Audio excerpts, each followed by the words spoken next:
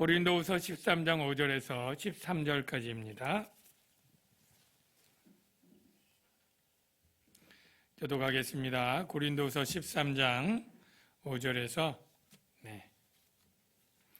이제 마지막 고린도후서 강해가 이제 마치게 되는데요. 자, 제가 먼저 읽겠습니다. 너희는 믿음 안에 있는가 너희 자신을 시험하고 너희 자신을 확증하라. 예수 그리스도께서 너희 안에 계신 줄을 너희가 스스로 알지 못하느냐. 그렇지 않으면 너희는 버림받은 자니라. 우리가 버림받은 자 되지 아니한 것을 너희가 알기를 내가 바라고, 우리가 하나님께서 너희로 악을 조금 더 행하지 않게 하시기를 구하노니 이는 우리가 옳은 자임을 나타내고자 함이 아니라 오직 우리는 버림받은 자 같을지라도 너희는 선을 행하게 하고자 함이라. 우리는 진리를 거슬러 아무것도 할 수 없고 오직 진리를 위할 뿐이니, 우리가 약할 때 너희가 강한 것을 기뻐하고 또 이것을 위하여 구하니 곧 너희가 온전하게 되는 것이라.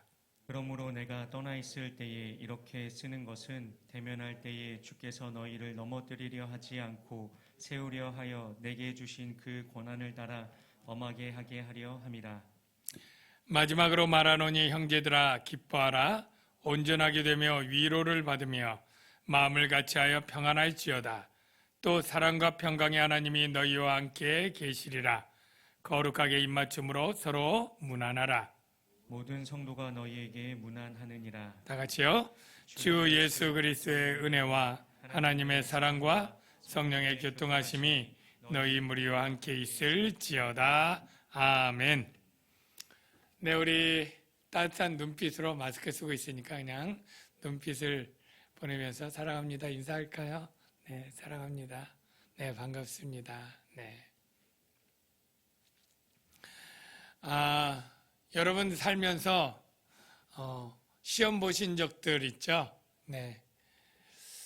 뭐 학교에서 월말고사, 중간고사 이런 시험도 있고 또 얼마 전에 있었던 수능 시험도 있고 또 그 후에 뭐 어떤 자격증 시험 또는 취직 시험, 인생에 또 많은 시험들이 있습니다. 여러분들이 그 시험에 대부분 다 합격하셨나요? 그러시면 좋겠지만 또 어떤 분들은 또 실패하고 또 자격이 안 되어서 어떤 어려움들, 슬픔을 겪은 그런 분도 있을 거예요.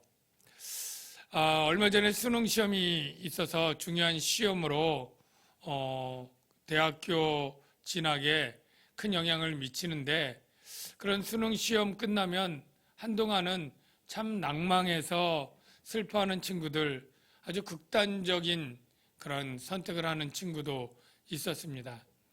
참 인생에 중요한 시험들이 있는데 이 수능, 자기가 어려서부터 고등학교 3학년까지 정말 공부한 연수라면 10몇 년이잖아요. 그게 다 그냥 물거품이 됐다. 이렇게 좌절하는 그런 마음이 있는데요. 참 안타깝고 잘못된 결정에 너무 마음이 참 슬퍼지게 되는데요. 그런데 우리가 가장 중요한 시험이 있습니다. 어떤 시험이냐면 그 시험 결과에 따라 가장 큰 천지 이상의 차이가 나는 시험 있다면 어떤 시험일까요?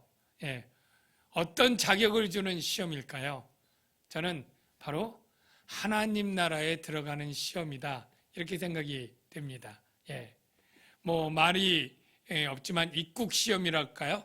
뭐 입학 시험처럼 입국할 수 있는 시험. 오늘 처음에 사도 바울이 너희를 시험하고 증명해라 이렇게 시작을 합니다. 어떤 시험이냐면 너희가 과연 믿음에 있는가 시험해봐라. 다른 말로 하면 너희 안에 그리스도가 계신가 스스로 살펴서 확증해봐라. 그런 질문을 합니다. 바로 믿음 안에 있는 시험에 합격하고 그리스도가 내 안에 있는 것에 합격하면 그 사람은 구원받은 자고 하나님 나라에 입국 시험에 통과한 사람이 될 거예요. 그런데 시험에 봤는데 자격 미달, 기준 미달, 이러한 평가를 받는 사람이 있을 거 아니에요? 오늘 본문 5절, 6절, 7절에 버리운 자라는 표현들이 나와요.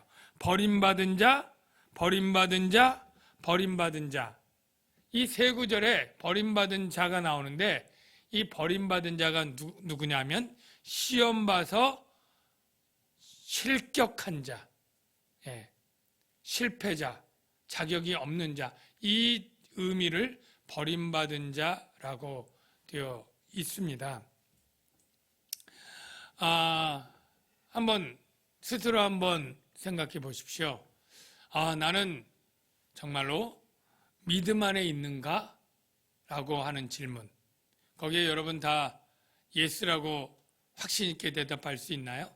또 내 안에 그리스도가 계신 걸 난 알겠다 라는 것에 여러분 예라고 확신할 수 있습니까? 예. 대부분 여러분 그렇게 입으로 말하지는 않았지만 확신을 가지고 있을 거라고 생각하는데, 그런데 또 한국교회 전체로 보면 이 확신하지 못하는 사람이 적지 않습니다. 네. 뿐만 아니라 확신한다고 말하는 사람들 중에도 잘못된 근거로 확신하고 있는 사람들이 있어요. 예를 들면 감정을 근거로 해서 확신하는 사람. 내가 이렇게 보니까 내 느낌상 나는 구원받았고 예수님이 내 안에 계신 것 같고 나는 믿음 안에 있는 것, 이거를 자기 느낌으로, 감정으로 근거로 확신을 가지고 있다고 말하는 사람이 있어요. 이거 맞을까요? 틀릴까요? 예, 이거 틀립니다. 여러분 혹시 수련회, 주일학교 때 수련회 가보신 분들이 있을 거예요. 그러면 기도 제목이 뭐냐고 하면, 아니면 부모님이 기도 제목을 내죠. 이번에 우리 애가 고등부 수련회 가는데 꼭 인격적으로 예수님 만나게 해달라고. 예. 그래서 하도 들으니까 예수님 만나는 게 기도 제목이에요. 그래서 주로 언제 만나나요? 언제 만난다고 생각하나요? 이제 마지막에 설교 듣고 막 산에서 기도하고 통성으로 막 기도할 때, 그때 만날 찬스로 만나는데 정말 그때 만나나요? 예. 저는 만나지 못한다는 걸 말하려는 건 아니에요. 만날 수 있어요. 그런데 그 만나고 안 만난 거를 뭘 기준으로 하느냐면 느낌으로, 감정으로, 내가 그때 울컥했다든지 어떤 막 뜨거움이 솟았다든지 막 기뻤다든지 이런 감정에 근거해서 나 예수님 만났어 하는 사람도 있고, 도무지 암만 이 수련의 기간 동안 별 감동이 없었다, 울컥하고 회개도 없고 뭐 이렇게 뜨거운 게 없었다, 그러면 나 못 만났어, 이러는 이 기준이 맞는가요? 네. 우리가 보통 정말 예수님을 인격적으로 알 때 감정이 올 수도 있지만 감정이 없을 수도 있고, 사람마다 다르기 때문에 뜨겁게 느끼는 사람도 있고 그냥 조금 정도, 왜 사람이 개인적 감정도 영화를 보고 늘 그냥 감정의 기복이 커서 울었다 웃었다 하는 사람도 있고, 그냥 무뚝뚝한 목석처럼 그렇게 감정의 기복이 없는 사람이 있는 것처럼 하나님을 만나는 감동도 사람마다 기질마다 다 다른 거예요. 예. 그렇기 때문에 그 감정이 굉장히 불확실할 수 있고요. 이 감정이라는 건 또 어때요? 우리가 늘 변하잖아요. 예. 늘 변해요. 그러니까 이것으로 예수님이 내 안에 계시고 내가 믿음 안에 있는 것을 확신했다가는 감정이 식어버리면 그 확신이 사라지게 되는 거죠. 그것은 불확실합니다. 두 번째는 어떤 행위들로 구원의 확신을 가지고 믿음에 있는가를 판단하는 그런 기준으로 삼는 경우가 있어요. 그래서 저 사람이 구원의 확신이 있는가 뿐 아니라 내가 믿음에 있는가를 내 믿음 생활, 내가 요즘 주일 성수를 얼마나 잘하고 헌금 생활하고 봉사 생활하고 뭐 전도도 하고 말씀도 보고 이러한 어떤 신앙 생활의 행동들, 행위들 이것들이 어느 기준 되면 나는 믿음 안에 있는 것이고 구원받은 자로 확신을 가질 만해 라고 말한 경우 있어요. 맞습니까? 틀립니까? 예. 대부분 그렇긴 하지만 100% 그렇지 않다는 거예요. 예를 들면 이런 활동들을 열심히 하는 사람은 이단 사이비에도 많아요. 신천지에 있는 사람들 얼마나 열심히 예배를 드릴까요? 예. 얼마나 종교 행위가 많을까요? 유대교에 지금도 유대교, 이슬람교 이런 것을 믿는 사람들의 그 종교 행위와 전도와 봉사와 헌신과 이런 것들은 얼마나 행위들로 보면 훨씬 크고 많지 않겠습니까? 그런 것 많다고 구원받은 자의 확신을 갖는 것은 잘못된 것이잖아요. 예. 우리 그리스도인들도 마찬가지입니다. 성품으로 구원받은 열매를 보고 믿음에 있다는 것을 확신할 수 있다. 이 말은 맞을까요? 틀릴까요? 그러니까 예수 믿는 사람은 성품이 변해서 온유해지고 사랑이 많아지고 자비가 있고 뭐 화목하고 뭐 이런 것들. 우리가 구원받은 사람들은 성령이 임하고 이런 것들이 열려져요. 그런데 이것이 확실한 근거가 되기가 참 어려운 게 예수 안 믿는 세상 사람들 가운데도 사랑 많은 사람이 있어요, 없어요? 있잖아요. 그래서 구제 많이 하고 자기 재산 전 재산을 그냥 장학금으로 기탁하는 사람도 있고 이 고아를 위해서 장애인을 위해서 그냥 예수 안 믿으면서 희생적이고 헌신적인 삶을 살아가는 사람도 있고 성격 좋기로는 뭐 불교 믿는 사람들, 불자들 가운데도 성품 온유하고 부드러운 사람이 얼마나 많겠어요. 그러니까 여러분들이 시험을 내가 과연 믿음 안에 있는가? 내 안에 그리스도가 있는가를 아까 얘기한 대로 행위를 봐서도 안 되고 성품을 봐서도 안 되고 느낌과 감정에 의존해서도 얼마든지 틀릴 수 있다라는 거예요. 그러면 어떻게 확실히 알 수 있는가? 무엇을 근거로 믿음 안에 있는가? 내가 그리스도가 내 안에 있는가를 알 수 있는 근거가 뭐냐? 그거를 제가 이제 설명을 할 텐데요. 사도 바울은 이 질문을 왜 하게 됐는지 좀 내용 설명을 좀 할게요. 지금 고린도 교회는 사도 바울이 사도가 아니라고 대적하는 자들이 있잖아요. 거기에 또 아직도 고린도 교인들이 속해 있잖아요. 이들이 사도 바울에게 뭘 요구했느냐면 당신이 사도인 증거 대봐.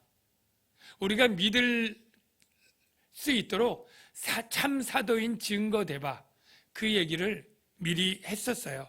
3절을 보시면 이는 그리스도께서 내 안에서 말씀하시는 증거를 너희가 구함이니. 이게 그 말입니다. 고린도 교인들이 사도 바울에게 네 말이 그리스도의 말인지 네가 참 사도면 네 안에서 그리스도가 말하는 증거가 있어야 되는데 네가 참 사도고 네 안에 그리스도가 있어서 말한다고 하는 증거를 좀 내놔봐 라고 그들이 물은 거예요. 이럴 때 사도 바울이 그래 그러면 너희는 참 그리스도인인지 참 믿음에 있고 너희 안에 그리스도가 있는지 너희도 시험해가지고 증거 내놔봐. 지금 이렇게 반대 질문을 하는 거예요. 반대 질문. 그러면서 나는 참 사도다 라는 증거를 대요. 어떻게 되느냐? 6절이 그 얘기예요. 우리가 버림받은 자 되지 아니한 것을 너희가 알기를 바란다. 그러니까 나는 하나님께 불합격당하지 않고 사도로서 합격되고 인정받는 자라는 것을 너희가 알기를 바란다. 그렇게 얘기를 하고 7절에 보면 우리가 하나님께로서 하나님께서 너희가 악을 조금 더 행하지 않게 하기를 구한다 라고 말하고, 그리고 7절 끝에 보면 우리가 대비되기 때문에 좀 띄워놓고 제가 설명을 하는데, 너희는 선을 행하게 하고자 함이라. 즉 사도 바울은 고린도 교인들이 악을 행하지 않고 선을 행하게 하기를 구한다 이거예요. 쉽죠? 악을 행하지 않고 선을 행하기를 내가 구한다. 그런데 여기서 선악을 도덕적 윤리적 개념으로 말하는 게 아니에요. 예. 지금 문맥과 이 고린도 교회 상황이 너희가 악한 일을 많이 하니까 이제 좀 선한 일을 좀 행하도록 내가 기도할게, 이런 내용이 아니고, 물론 그런 내용도 들어갈 수 있지만 더 중요하기는 너희가 악을 행하는 것은 지금 사도 바울의 반대편에 있는 게 악이에요. 왜 악이냐면 사도 바울의 복음을 거부하고 배척하고 다른 복음을 믿고 있기 때문에 악인 거예요. 그들이 선으로 돌아오는 건 뭐예요? 그러면 거짓 복음, 다른 복음을 떠나서 바로 바울의 복음 진리로 돌아오는 게 이게 선이에요.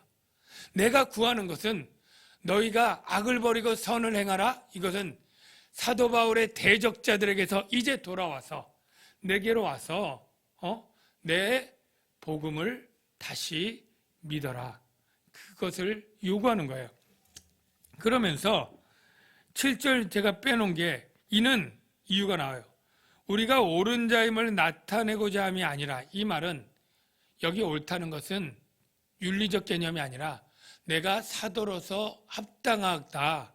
아까 시험을 봤을 때 내가 버림받지 않고 옳은 자로 인정받는 것, 우리가 사도, 참 사도로 옳은 자로 인정받는 것, 그 명예회복이 내가 중요한 게 아니고, 우리는 버림받은 자 같을지라도 너희의 눈에 사도가 아닌 것 같은 것까지 해도 좋은데, 너희가 즉 선을 행하라. 이 말은 내가 전한 이 복음 진리만은 너희가 다시 돌아와서 이 진리를 믿어야 된다.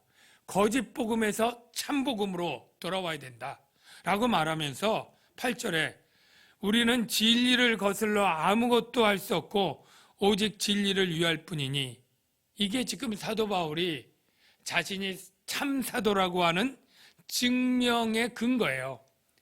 내가 여기서 진리는 죄인을 구원하는 구원 진리고 그게 복음 메시지예요. 그러니까 우리는 복음 진리를 거슬러 아무것도 할 수 없고 오직 진리만을 위할 뿐이다 라고 말하고, 그래서 내가 참 사도이다 라고 지금 증명하는 거예요. 여러분, 사도 바울이 참 사도인 것은 그의 어떤 표적이 아니고 능력이나 행위가 아니에요. 황홀경도 아니고 은사도 아니에요. 내가 참 사도인 것, 내 안에 그리스도가 있는 것은 내가 복음 진리를 말하기 때문에 나는 참 사도이고 옳은 자라고 증명하는 거예요. 그렇다면 아까 제가 여러분에게 드린 질문도 이렇게 풀어야 돼요. 여러분이 믿음 안에 있는 참 그리스도인입니까? 여러분 안에 그리스도가 있습니까는 감정으로 풀 것도 아니고 행동으로 풀 것도 아니고, 그리고 여러분의 어떤 성품이 아니라 여러분이 복음 진리를 바르게 하는가? 바르게 한 복음 진리를 믿음으로 여러분의 구원을 거기에 의탁하고 있는가? 이것이 바로 참된 믿음에 있다는 거예요. 그래서 사도 바울은 내가 너에게 갔을 때 이 복음 진리 외에는 다른 것은 절대 혼합해서 전하지 않고 오직 복음만을 전했다. 이야기를 이 고린도 교회에 이미 앞에서 여러 번 했습니다. 그 말씀을 한번 확인해 볼게요. 우리 먼저 고린도전서 4장 2절과 5절을 볼게요. 여기 이렇게 말하죠. 우리가 하나님의 말씀을 혼잡하게 하지 아니하고, 여기 혼잡한다는 것은 하나님의 말씀에다가 다른 이론, 다른 생각, 심지어 율법 조항 이런 것들을 섞는 걸 말해요. 혼잡하게 하지 않고 오직 진리를 나타내었다. 진리만을 나타냈다. 그럼 그 진리의 내용이 뭐냐? 오직 복음인데요. 우리는 우리를 전파하는 것이 아니라 오직 그리스도 예수의 주되심. 여러분, 그리스도 예수의 주되심 요 문구가 복음의 핵심 요약이에요. 요것만 전했다는 거예요. 요것만. 우리 자신도 자랑하거나 섞지 않는다는 거예요. 율법도 섞지 않는다는 거예요. 오직 예수가 그리스도요, 예수가 주라고 하는 것. 이것만을 전했다는 거예요. 여러분, 왜 예수가 그리스도, 예수가 주라는 게 복음의 요약이냐면, 여러분, 복음이 우리의 죄를 구원하는 구원 사건이라면, 구원 사건에 대한 깊은 소식이라면, 먼저 예수님이 하신 일이 바로 구원 사건인데, 그게 5가지를 보통 정리해요. 하나님이 사람이 되신 성육신, 우리의 죄를 대속해서 죽으신 속죄의 죽음, 그리고 죄사함의 성취인 부활, 다시 하나님으로 올라가는 승천, 그리고 심판으로 오시는 심판주. 이 5가지의 구원 사건인데 바로 그 사건이 요약된 게 예수는 그리스도예요. 이 그리스도의 의미가 뭐예요? 구원자라는 뜻이에요. 구원자. 즉 예수가 구원자고, 예수가 주라는 말은요, 주가 큐리어스고, 이 큐리어스는 구약의 여호와를 번역한 단어예요. 예수가 여호와다, 이 말은 예수가 하나님이다 라는 뜻이에요. 그래서 이 예수가 여호와인데 이 세상에 오셨기 때문에 성육신이 그 안에 담겨 있고요. 예수가 주라는 것은 예수님이 하나님으로 올라가서 심판주로 오신다는 내용이 그 안에 담겨 있는 거예요. 그래서 예수 그리스도, 예수 주, 이 안에는 바로 예수가 우리의 구원 사건을 완성한 분이고, 바로 복음은 우리가 구원을 위해서 어떤 우리가 해야 할 일을 남겨두지 않은 거예요. 예수님이 할 일은 다 하신 거예요. 우리는 뭐만 하면 돼요? 뭘 해야 될 게 아니라 믿기만 하면 되는 거예요. 그래서 복음이 되는 거예요. 우리가 무엇인가 열심히 노력해서 해야 된다면 복음이 아니죠. 우리에게 일을 맡겨놨으니까, 우리에게 어떤 부분을 맡겨놨으니까 하나님이 100% 다 하신 거예요. 성육신과 구속과 부활과 승천과 재림과 이 모든 것을 하시고 우리는 단지 믿기만 해라. 그래서 오직 그리스도의 은혜로, 믿음으로 구원받는 것, 이게 바로 복음인 거예요. 여러분이 믿음 안에 있다는 것은 이 복음을 바르게 알고 믿느냐, 이걸 말하는 것이고요. 여러분 안에 그리스도가 있다는 증거는 느낌으로 할 것이 아니라 내가 이 복음을 바르게 알고 믿고 있다면 그리스도의 성령이 우리 안에 있는 것입니다. 오늘날 많은 가르침 중에 바로 이 복음이 아닌 가르침들이 있습니다. 바로 다른 복음을 가르치는 거죠. 고린도 교회도 다른 복음을 가르쳤습니다. 그래서 사도 바울이 그걸 악이라고 규정하는 거예요. 고린도후서 11장 4절, 우리가 중요한 말씀이고 이 상황을 알 수 있는 말씀인데요. 한번 자막을 보여주세요. 누가 가서 우리가 전파하지 아니한 다른 예수를 전파하거나, 혹은 너희가 받지 아니한 다른 영을 받게 하거나, 혹은 너희가 받지 아니한 다른 복음을 받게 할 때에는 너희가 잘 용납하는구나. 즉 고린도 교회의 일부 성도들이 어떤 걸 용납했느냐면 다른 복음, 다른 예수, 다른 성령을 용납했다는 거예요. 예. 이게 바로 사도 바울이 너희가 악에서 돌이켜라는 거예요. 악에서. 예. 다른 복음을 믿고 있는 것. 갈라디아서 1장 6절에 사도 바울은 어떻게 얘기를 강하게 하고 있느냐면 이렇게, 그리스도의 은혜로 너희를 부르신 이를 이같이 속히 떠나 다른 복음을 따르는 것을 내가 이상하게 여기노라. 여러분, 오늘날도 다른 복음이 있는데 그게 뭐냐면 예수 믿어도 지옥 갈 수 있다라고 하는 가르침이에요. 이상한 거죠. 예수 믿어도 대충 믿거나 제대로 믿지 않으면 지옥 갈 사람이 많다. 이런 것입니다. 물론 교회 안에 알곡과 가라지가 있고 양과 염소가 있는 것처럼 교회 안에도 정말로 지옥 갈 사람이 있죠.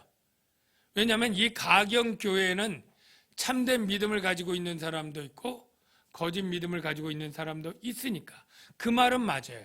교회 안에, 유형 교회 안에 지옥 갈 사람이 있다라고 말하는 것은 맞아요. 그러나 예수 믿는 자, 이미 믿는 자 아니에요. 거짓 믿음이 아니라 예수 믿는 자 가운데 행실이 바르지 못하거나 그의 삶이 엉망이거나 그가 도덕적으로 윤리적으로 살지 못하기 때문에 종교생활적인 어떠한 면을 하지 못하기 때문에 지옥 갈 수 있는 것처럼 그렇게 설교하는 것은 그것은 다른 복음이에요. 예수 믿는 사람은 물론 열매가 있어서 선해지고 종교의 말씀 생활, 기도 생활, 전도 생활들이 나타나야 되고 성품이 성령의 열매로 변화돼야 되는 것 맞습니다. 그러나 우리가 다 그렇게 되진 않나요? 다 온전해지진 않잖아요. 어린아이의 수준의 믿음 생활 하기도 하고 예수 믿으면서도 실패하고 실수하는 일들이 있잖아요. 어느 기준을 맞춰서 우리가 그 수준 돼야 구원을 받는다고 확증할 수 있습니까? 저는 이 세상의 어떤 사람도 그것을 설교하는 목사마저도 그 기준이 자기가 세운 자의적 기준임에 불명하고 하나님의 의롭게 되는 기준에 도달할 수 있는 사람, 그래서 스스로 자의적 능력으로 천국 갈 사람은 단 한 명도 이 세상에 없다고 확신합니다. 그건 제 확신이 아니라 성경 말씀이 그래요. 우리 성경 말씀을 봐요. 갈라디아서 2장 16절 뭐라고 되어 있습니까? 사람이 의롭게 되는 것은 율법의 행위로 말미암음이 아니요 오직 예수 그리스도를 믿음으로 말미암는 줄 알므로 그리스도 예수를 믿나니. 우리가 이런 거 아니에요? 우리가 율법이나 도덕이나 선행으로 이렇게 되지 못하는 걸 알고 구원받지 못하는 걸 알기 때문에 예수 믿는 것 아니에요? 이는 우리가 율법의 행위로서가 아니요 그리스도를 믿음으로써 의롭다함을 얻으려 함이라. 하나님의 심판대에서 시험을 보는데 네가 의로워야 천국 가는데 우리가 우리의 행위로 안 되니까, 우리의 행위로는 의롭다함을 받을 시험에 합격할 인간이 아무도 없기 때문에 우리가 그리스도의 의를 덧입고자 예수를 믿는 거예요. 그 자막 계속 보여주세요. 그리스도 예수를 믿나니 이는 우리가 율법의 행위로서가 아니고 그리스도를 믿음으로써 의롭다함을 얻으려 함이라. 율법의 행위로서는 의롭다함을 얻을 육체가 없느니라. 사랑하는 성도 여러분, 우리가 의로운 삶, 착한 성품, 종교적인 어떤 행위들은 내가 예수 믿고 구원받은 자의 자연스러운 열매들이에요. 근데 이 열매는 사람에 따라 늦게 맺기도 하고 그리고 열매를 맺었다가 실패했다가 하는 것들이 있어요. 이거는 구원의 조건이 아닙니다. 구원은 복음의 진리를 바르게 알고 그것을 거스르지 않고 그것을 따라서 자신의 구원을 그 복음에 의탁하는 것, 여기에서 결정난다는 것, 여러분이 혼돈하지 말고 분명히 하셔서 여러분이 시험의 확증을 가지고 나는 예수 믿음에 있다, 내 안에 그리스도의 성령이 있고 나는 이것으로 의롭게 인정받을 것이고 시험에 통과할 것이고 하나님 나라에 들어가 영생을 얻을 것이다, 이러한 확신 가운데 사시기를 주의 이름으로 축원합니다. 두 번째, 사도 바울은 고린도 교회에 권면하기를 바로 너희가 온전하게 되기를 권면합니다. 9절을 볼까요? 우리가 약할 때 너희가 강한 것을 기뻐하고 또 이것을 위하여 구하니 곧 너희가 온전하게 되는 것이다. 여러분, 온전하게 되는 것의 의미가 무엇인가요? 헬라어를 보면 성숙하게 되는 것 또는 무르익는 것 이렇게 얘기를 합니다. 우리가 식물을 씨앗을 뿌리면 그 씨앗이 싹이 나서 줄기가 나고 잎이 나면서 자라게 되겠죠. 근데 아직은 어려요. 언제까지요? 보통 식물들, 열매를 맺는 식물들은 이제 열매를 맺어요. 근데 이 열매도 설익은 열매들이 있죠. 아직 과일로 따지면 떫기도 하고 아직 설익어서 시기도 하고 맛이 없는. 그런데 이게 점차 오래되면 모든 영양분이 아주 가득하고 수분이 가득하고 그리고 아주 무르익는 아주 그러한 때가 있잖아요. 벼도 알곡이 가득 찼을 때 참 무르익는 것처럼 하나님은 사도 바울을 통해 어떻게 기도하게 됐느냐면 고린도 교회가 무르익어야 된다. 너희가 성숙해지기를 내가 간구한다. 이렇게 기도하는 거예요. 여러분 예수 믿는다고 구원은 받지만 그러나 다 성숙한 것은 아니죠. 어떤 교회가 500명 성도가 있어요. 50년 돼서 500명 성도가 있는데 그 영적인 수준이 다 5살, 6살 몇 명 정도, 열 몇 살 중학생 정도 수준이고 다 유치원생 같은 사람만 500명 있는 교회가 있을 수 있어요.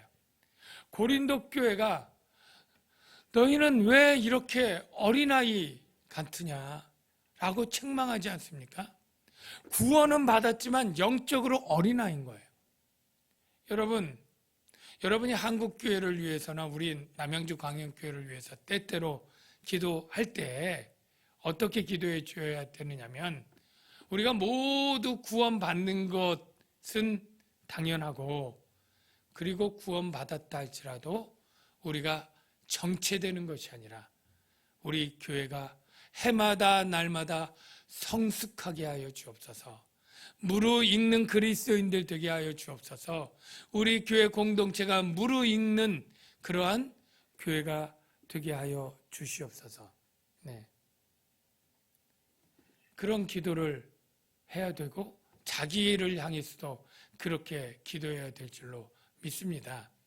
그래서 고린도 교회처럼 정말로 어린아이 수준이 아니라 정말로 교회가 수적으로만 외형적으로만 폭발적으로 부흥하는 것 그거 부흥도 참 귀하고 하나님의 은혜인데 내실적으로 무르익고 성숙한 것 이것을 우리가 소망해야 되고 간구해야 될 줄로 믿습니다. 이제 끝으로 사도 바울도 마지막으로 말하는 내용을 하나 보겠는데요. 11절을 보십시오.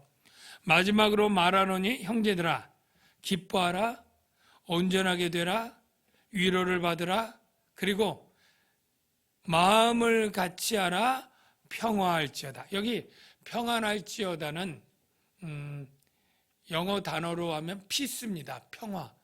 그래서 live in 평화, live in peace. 그래서 평화한 가운데 살아라 이렇게 얘기를 합니다. 왜 그래야 되느냐 하면 우리 하나님이 평화의 하나님이에요. 그 뒤에 보면 또 사랑과 평강의 하나님이 이 평강의 하나님도 평화의 하나님이에요. 하나님이 왜 평화의 하나님이냐 하면 원래 우리들은 다 죄인이고 죄인은 하나님과 원수입니다. 하나님의 진노 아래 심판 아래 있는 게 우리예요. 그런데 하나님은 평화를 위해서 그 아들 예수님을 화목제물로 주사 죽이시고 죄 문제를 해결하고 우리 원수된 우리와 평화를 이루어서 이제 하나님이 우리를 공격하지 않아요. 하나님이 우리를 심판하고 전쟁하지 않아요. 평화를 이루었어요. 그래서 하나님은 평화의 하나님이에요. 하나님과 평화된 우리 그리스도인들은 교회 내에서 그러기 때문에 싸우지 말고 분열하지 말고 비방하지 말고 평화를 이루어라 라고 말하는 거예요. 고린도 교인들은 유독 분파로 많이 다투었고 지금도 바울파와 대적자들 바로 지금 분쟁이 있고 다툼이 있잖아요. 그러니까 마음을 같이 해서 평화를 유지해라. 평화의 삶을 살라. 이런 권면을 하고 있어요. 그런데 이 평화를 유지하는 방법이 뭐냐면 마음을 같이 하는 것이 중요해요. 물론 마음을 같이 하는 것이 중요한데 이게 어떻게 가능하냐 하면 여러분이 원래 애당초 어떤 일에 마음이 모두가 시작부터 똑같이 같을 수가 없어요. 예를 들어 교회에서 뭐 김장을 담근다, 아니면 셀 소풍을 간다, 우리 가을에 했던 일들, 이런 것들을 하려고 하면 다 시기가 다르고 양이 다르고 방법이 다르고 다 원하는 게 달라요. 여러분 몇 명 가족이 살고 있습니까? 뭐 부부만 사는 가족도 있겠지만 자녀랑 3명, 4명 이렇게 살잖아요. 어디 외식하면 메뉴가 딱 처음부터 다 같은가요? 네. 어디 여행 가자 그러면 가고 싶은 여행지가 다 같은가요?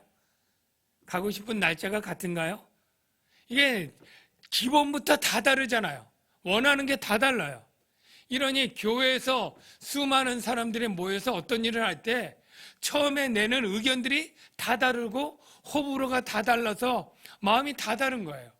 어떻게 우리가 하나가 됩니까? 예. 애당초 처음부터 하나 되는 법은 없어요. 어떻게 해야 되느냐? 이게 성령으로 하나됨을 맞추는 것은 하모니를 이룬다, 조화를 이룬다라는 거예요. 여러분 우리 지금 찬양팀에 악기가 5개 있는데 우리 건반이 있고 그리고 화음을 내주는 제2 세컨드 우리 신디사이저가 있고 일렉 기타가 있고 베이스가 있고 드럼이 있어요. 제가 전에 어느 유튜브를 보니까 이 찬양 사역자가 이런 악기들 연주하는 것에 대해서 한마디 하는데 제 마음에 쏙 들어온 게 있었어요. 뭐냐면 연주를 잘하는 실력자들일수록 이 정확하게 자기 음을 제대로 다 크게 절대 내지 않는다는 거예요. 자기 음이 다른 사람 곡을 들어가면서 빈자리에 들어가서 내주고 다른 사람이 메인으로 나올 땐 자기는 작게 내거나 쉬거나 이게 더 높은 전문가라는 거예요.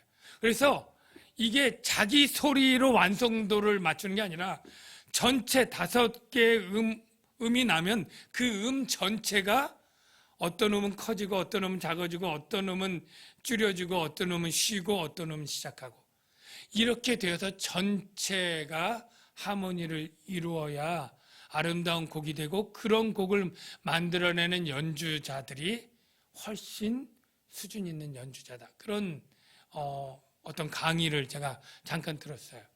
근데 쉽게 이해되는 게 우리가 성가 때도 그렇고 관현악도 그렇고 다 자기 소리를 있는 힘껏 세게 강하게 부르면 이게 듣기가 괴롭게 되죠. 오히려 이 파트를 나누는 그 사람들이 그 곡에 따라서 자기 소리를 줄여주기도 하고 맞춰주기도 하고 이 연주자들도 그렇게 될 때 들을 때 전체적으로 아우러지는 그런 하모니의 아름다운 음악을 듣는 것처럼 교회도 마찬가지예요. 예를 들면 여러 가지 의견들이 비성경적이거나 불법적이 아닌 이상은 다 의견들이 일리가 있는 거예요. 단 이 의견은 이것이 장점이 더 있고 물론 여기에 단점이 있고 다른 의견은 다른 장점이 더 강점으로 있고 단점이 있고 이럴 때 그를 인도하는 사람이 성령 안에서 이 장점이 있으니까 이번에는 이렇게 하고 또 다른 의견은 이 장점이 좋으니까 이렇게 하고 교대로 할 수도 있고 반반씩 축 잘라서 섞을 수도 있고 이렇게 우리가 하나로 맞춰가면서 평화를 이루는 거지 우리가 날 때부터 동일한 의견을 다 내는 게 아니지 않습니까? 봉사도 그래요. 서로 다 재능이 있는데 서로 하겠다고 할 때 그것을 서로 교대로 하든지 나눠서 하든지 섞어서 하든지 이런 식으로 하나를 맞춰가는 것이죠. 바로 그렇게 평화를 받은 그리스도인들은 평화를 추구하면서 살라고 말하는 거죠. 사랑하는 성도 여러분, 오늘 바울은 고린도 교회에게 마지막 권면을 합니다. 세 가지인데요. 첫째는 바로 믿음에 있는가를 확증하며 살기. 두 번째는 성숙해지며 살기. 세 번째는 한 마음으로 평화를 이루며 살기. 오늘날 우리 모두도 그렇게 살아가면 좋겠습니다. 기도합니다. 하나님 아버지, 오늘 고린도 교회에 주신 말씀처럼 우리 모두가 믿음 안에 있는 확증을 복음 진리를 통해서 갖게 하여 주시옵시고, 우리가 정말로 온전하게 성숙해지며 살아가는 자 되게 하시고, 서로 다를지라도 하나 되어 평화를 이루며 살아가는 저희가 되게 하여 주시옵소서. 예수님의 이름으로 기도하옵나이다. 우리에겐 소원이 하나 있네. 우리 교회 공동체를 소망하면서 같이 부르면 좋겠습니다.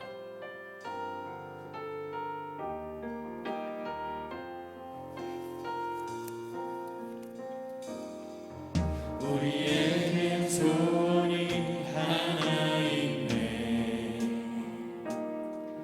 주님 다시 오실 그날까지 우리 가슴에 새긴 주의 십자가 사랑, 나의 교회를 사랑해 하네. 주의 교회를 향한 우리 마음, 희생과 포기와 가난과 고난, 하물며 죽음조차 우릴 막을 수 없네. 우리 교회는 이 땅에 있기만. 교회를 교회에게